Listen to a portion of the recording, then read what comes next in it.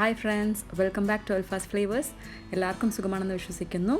നമ്മുടെ ഇന്നത്തെ recipe white sauce പാസ്തയാണ്. അപ്പോൾ റെസിപ്പിയിലോട്ട് പോകുന്നതിന് മുമ്പ് ഇതുവരെ നിങ്ങളുടെ ചാനൽ സബ്സ്ക്രൈബ് ചെയ്തിട്ടില്ലെങ്കിൽ please subscribe and support me and please ആ ബെല്ലൈക്കൺ കൂടി ഒന്ന് മറക്കാതെ ക്ലിക്ക് ചെയ്തേക്കണേ. അപ്പോൾ ഈ വൈറ്റ് സോസ് പാസ്ത ഭയങ്കര ആക്ച്വലി കുട്ടികൾക്കൊക്കെ ഭയങ്കര ഇഷ്ടമാവും. അത് ഒരുപാട് സ്പൈസി ഒന്നുമല്ല, വെരി മൈൽഡ്ലി ഫ്ലേവേർഡാണ്. അതുപോലെ തന്നെ ഇതിൻ്റെ ഇൻഗ്രീഡിയൻസ് കുട്ടികൾക്ക് ഭയങ്കര ഹെൽത്തിയാണ്. ഓക്കെ, അപ്പോൾ ഇത് കുട്ടികൾക്കൊരു കംപ്ലീറ്റ് മീലായിരിക്കും ഇത്. അപ്പോൾ എല്ലാവരും ട്രൈ ചെയ്യണം. നമുക്ക് റെസിപ്പിയിലോട്ട് പോവാം. നമ്മുടെ ആദ്യത്തെ സ്റ്റെപ്പ് എന്ന് പറയുന്നത് പാസ്ത വേവിച്ചെടുക്കലാണ്. അതിനായിട്ട് ഒരു പാത്രത്തിൽ വെള്ളം തിളപ്പിക്കാൻ വെക്കണം. അതോടൊപ്പം തന്നെ കുറച്ച് ഉപ്പും, പാസ്തയ്ക്ക് വേവാനുള്ള ആവശ്യമായ ഉപ്പ് മാത്രം മതി. പിന്നെ കുറച്ച് ഒലിവ് ഓയിലും കൂടി ഒഴിക്കണം. ഒലിവ് ഓയിൽ ഒഴിക്കുമ്പോൾ നമ്മുടെ പാസ്ത അങ്ങോട്ടും ഇങ്ങോട്ടും ഒട്ടിപ്പിടിക്കാതിരിക്കും. നന്നായി തിളച്ച ശേഷം വേണം നമുക്ക് പാസ്ത ഇട്ട് കൊടുക്കാൻ. അപ്പോൾ നമ്മുടെ വെള്ളം തിളച്ചിട്ടുണ്ട്. അപ്പോൾ ഇതിലോട്ട് നമ്മുടെ പാസ്ത ഇട്ട് കൊടുക്കാം. ഞാനിവിടെ എടുത്തിട്ടുള്ളത് 200 grams ഓഫ് പാസ്തയാണ്. ഏത് ടൈപ്പ് പാസ്ത വേണമെങ്കിലും നമുക്ക് യൂസ് ചെയ്യാം. എനിക്കിതിഷ്ടമാണ് ഇങ്ങനത്തെ പാസ്ത, അതുകൊണ്ടാണ് ഞാനിത് യൂസ് ചെയ്യുന്നത്. ഓക്കെ, ഏത് ടൈപ്പ് ആണെങ്കിലും നോ പ്രോബ്ലം. ഇതൊരു 10 to 15 minutes മാത്രം വേവിച്ചാൽ മതിയാവും.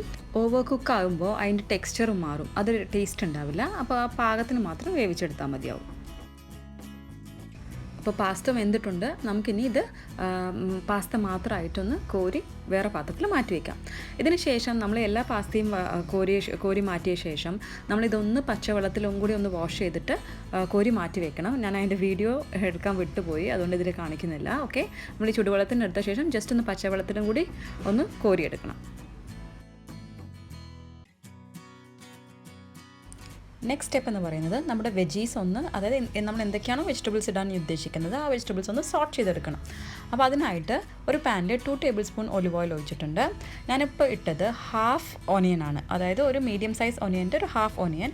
വൈറ്റ് ഓണിയൻ ആണെങ്കിൽ കുറച്ചുകൂടി നല്ലതാണ്, പക്ഷേ എനിക്ക് വൈറ്റ് ഓണിയൻ ഇല്ലാത്തത് കൊണ്ട് ഞാൻ നോർമൽ ഓണിയൻ യൂസ് ചെയ്തിട്ടുണ്ട്.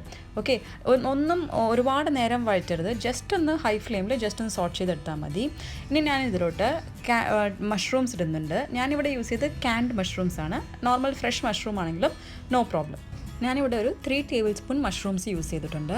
ഇനി നമ്മൾ ഇടാൻ പോകുന്നത് സ്വീറ്റ് കോൺ ആണ്. ഇവിടെ 2 tablespoon സ്വീറ്റ് കോൺ ഇട്ടിട്ടുണ്ട്. ഇതിൻ്റെ അളവൊക്കെ നിങ്ങൾക്ക് തീരുമാനിക്കാം കേട്ടോ. ഇന്ന കറക്റ്റ് അളവൊന്നുമില്ല, നമുക്ക് എത്രയാണോ ഇഷ്ടം. ചിലപ്പോൾ നമുക്ക് ഇഷ്ടമുള്ള വെജീസ് ആണെങ്കിൽ നമുക്ക് കുറച്ച് കൂടുതലിടാം. അപ്പോൾ അളവൊക്കെ നിങ്ങൾക്ക് നിങ്ങളുടെ ഇഷ്ടാനുസൃതം ഇട്ടാലും മതിയാവും. ഞാനിവിടെ എടുത്തിട്ടുള്ളത് 2 tablespoon സ്വീറ്റ് കോൺ ആണ്. ഇനി ഞാനിതിലേക്ക് കുറച്ച് ചിക്കൻ ഇട്ട് കൊടുക്കാൻ പോകുന്നുണ്ട്. വളരെ കുറച്ച്, ജസ്റ്റ് ഒന്ന് ഉപ്പ് മാത്രം ഇട്ട് വേവിച്ചെടുത്ത ചിക്കൻ ഷ്രെഡ് ചെയ്തിട്ട് ഇതിൻ്റെ കൂടെ ഇട്ട് കൊടുക്കുന്നുണ്ട്. ഇത് ഓപ്ഷണലാണ്, നിങ്ങൾക്ക് വേണമെങ്കിൽ വെജിറ്റബിൾസ് മാത്രം വെച്ച് ചെയ്യാവുന്നതേ ഉള്ളൂ. ഞാൻ കുറച്ച് ചിക്കൻ ഇടുന്നു മാത്രം. ഒരു 3 tablespoon ചിക്കൻ ഷ്രെഡ് ചെയ്തത് ഇട്ട് കൊടുത്തിട്ടുണ്ട്. ഇനി ഞാൻ ഇതിലോട്ട് ക്യാപ്സിക്കം ഇടാൻ പോവാണ്. ക്യാപ്സിക്കം എപ്പോഴും നമ്മൾ ലാസ്റ്റാണ് ഇടേണ്ടത്, ബിക്കോസ് ആ ക്യാപ്സിക്കത്തിൻ്റെ ക്രഞ്ചിനെസ് ഉണ്ടല്ലോ, അത് ഉണ്ടാകുമ്പോഴാണ് ക്യാപ്സിക്കം കഴിക്കാനൊരു ടേസ്റ്റ്. ഞാനൊരു ഹാഫ് ക്യാപ്സിക്കമാണ് ഇവിടെ എടുത്തിട്ടുള്ളത്. ഈ വെജിറ്റബിൾസിന് ആവശ്യമായ കുറച്ച് സോൾട്ടും കുറച്ച് പെപ്പറും കൂടി ഇട്ട ശേഷം നമുക്ക് സ്റ്റവ് ഓഫ് ചെയ്യാം.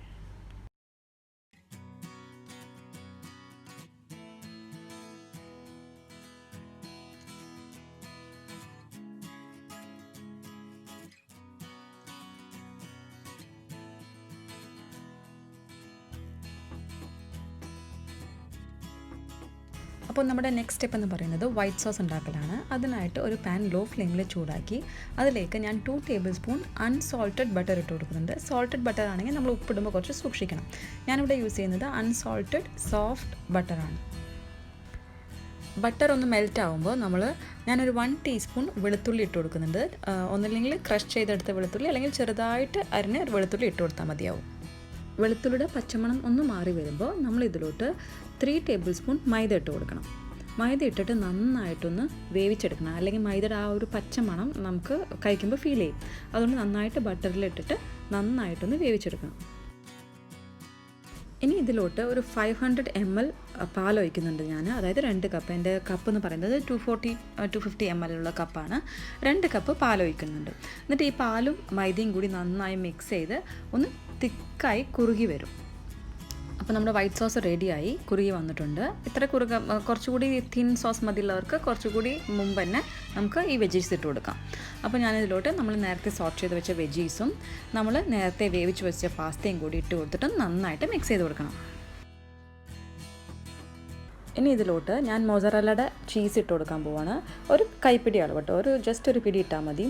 ചീസിൻ്റെ അളവ് നിങ്ങൾക്ക് കൂട്ടുകയും കുറയ്ക്കുകയും ചെയ്യാം. കുട്ടികൾക്ക് ചീസ് ഇഷ്ടമാണെങ്കിൽ കുറച്ചുകൂടി അധികം ഇട്ട് കൊടുക്കാം. ബിക്കോസ് നമ്മൾ സെർവ് ചെയ്യുമ്പോഴും കുറച്ചുകൂടി ചീസ് ഇട്ടിട്ട് സെർവ് ചെയ്താലും മതിയാവും. ഈ ടൈമിൽ നമ്മൾ ഉപ്പിൻ്റെ പാകം നോക്കിയിട്ട് ആവശ്യത്തിന് പോരാത്ത ഉപ്പും കുറച്ച് പെപ്പർ പൗഡറും, ഞാനിവിടെ കുറച്ച് ഓറിഗാനോ യൂസ് ചെയ്യുന്നുണ്ട്. അതൊരു ഇറ്റാലിയൻ സ്പൈസാണ്, ഡ്രൈ സ്പൈസസ് ആണ്. അത് കൂടി ഞാൻ ഇട്ട് കൊടുക്കുന്നുണ്ട്. വേറെ ഏതെങ്കിലും ഇറ്റാലിയൻ സ്പൈസ് ഇട്ടാലും മതിയാവും. ഞാനിവിടെ യൂസ് ചെയ്യുന്നത് ഓറിഗാനോ ആണ്. നമ്മുടെ പാസ്ത റെഡിയായി. ഈ പാസ്തയുടെ ഇതെന്ന് വെച്ച് കഴിഞ്ഞാൽ നമുക്ക് ഉടനെ നമ്മൾ സെർവ് ചെയ്യണം, അല്ലെങ്കിൽ ആ പാസ്തയുടെ സോസ് ഡ്രൈ ആയി പോവും.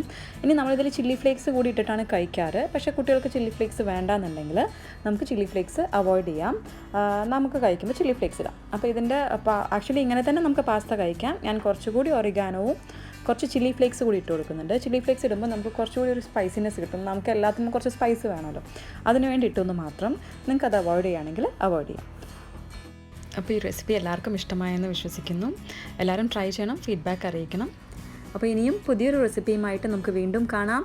Thank you so much for your time. Thank you for watching. Stay blessed.